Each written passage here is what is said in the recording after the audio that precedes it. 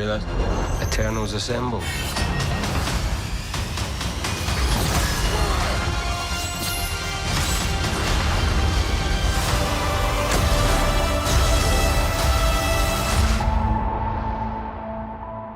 Muchas gracias por acompañarme una vez más en estas críticas de películas. En este caso vamos a hablar de Eternals, película que no había visto hasta ahora, ha salido en Disney Plus hace nada, así que bueno, pues ya por fin me la he visto. Está dirigida por Chloe Zhao, que bueno, fue la directora de Nomadland, que en el 2020 fue la gran ganadora de los Oscar. Y lo que pasa es que siempre que cogen a un director, en particular ganador de premios tan relevantes como los Oscar y demás, y le meten una producción superheroica o cine más comercial, o incluso con actores, siempre normalmente suele ser un trabajo bastante pobre o no tan notable como trabajos previos, incluso comparándolo dentro del mismo género superheroico o blockbuster, ¿vale? Sin embargo, y esta no es la opinión más popular, a mí Eternals no me ha disgustado. Sé que hay mucha gente que le ha parecido un coñazo y demás, muy larga, no sé qué, hacerle el típico cliché de la película es eterna. A mí sinceramente tampoco me ha parecido tan larga, 2 horas y media, me parece que es una duración más o menos normal en el cine actual. Y la película, la cuestión es que introduce nuevos personajes y es más pausada. No estamos viendo, por ejemplo, un Guardianes de la Galaxia. Junto a Chloe Zhao, en labores de escritura, tenemos a Patrick Burley, que ha trabajado también en Ant-Man y la Avispa. La película está protagonizada por Gemma Chan, Richard Madden, Angelina Jolie, Salma Hayek, Kit Harington, Kumail Nanjiani, Liam McCall, Brian Tyree Henry, Lauren Ridloff, Barry Keoghan, Ma Dong-seok, entre otros. Esta crítica no va a contener spoilers, ¿vale? Porque aunque ya se estrenó hace tiempo la película y se acaba de estrenar en Disney Plus, pues por si acaso no lo habéis visto, pues solo para que sepáis un poco mis observaciones de lo que he sentido yo al ver la película, pero sin entrar en spoilers. Y decía que la película podíamos compararla de algún punto de vista de contexto, ¿vale? Con Guardianes de la Galaxia, pero realmente no, porque quitando que es tema espacial y que son seres de otros planetas y demás, no es lo mismo, porque en Guardianes de la Galaxia es un grupo de inadaptados que se juntan y tienen que aprender a luchar, ¿vale? Ellos no son muy buenos, pero tienen que aprender a luchar juntos para acabar con una amenaza. Aquí es diferente, aquí ellos han sido creados en un grupo que más desde el principio pues siempre han estado juntos, ¿vale?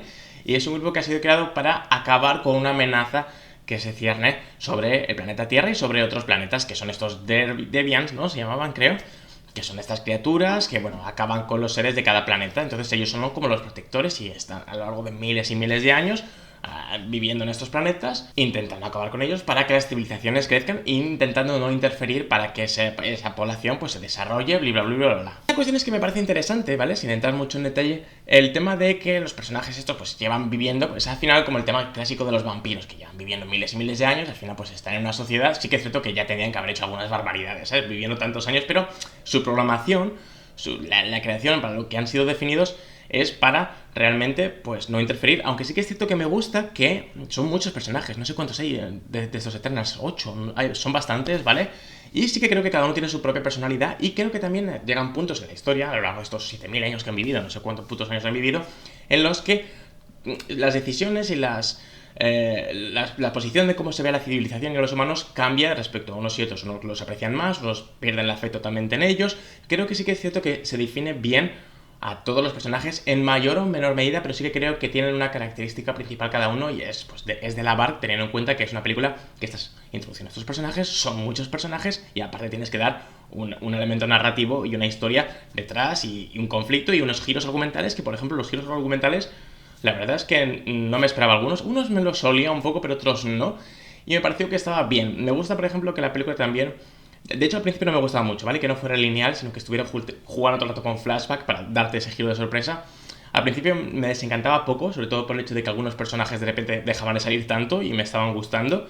Pero a medida que va avanzando la película sí que creo que va cogiendo buen ritmo. Creo que esas revelaciones están bien llevadas y después el giro respecto a los personajes principales, el hecho de quiénes son, por qué están ahí, cuál es realmente el plan detrás de todo, ¿vale? Porque hay algo ahí medio oculto, me parece que está bastante interesante. Sé que hay gente que le han sudado la polla bastante a los personajes y es cierto que a mí hasta cierto punto de la película me daban un poco igual. Y si alguien moría, pues tampoco me iba a afectar mucho. Pero sí que es cierto que a medida que fue avanzando la película, incluso los personajes que me gustaban menos, con el personaje de Cersei, que es una de las principales protagonistas, al principio yo no empatizaba mucho, sí que es cierto que a medida que va avanzando la película, su personaje empieza a coger más peso, la trama empieza también a coger más importancia respecto a ella, ¿vale? Y respecto a sus relaciones personales y respecto a las decisiones que tiene que tomar.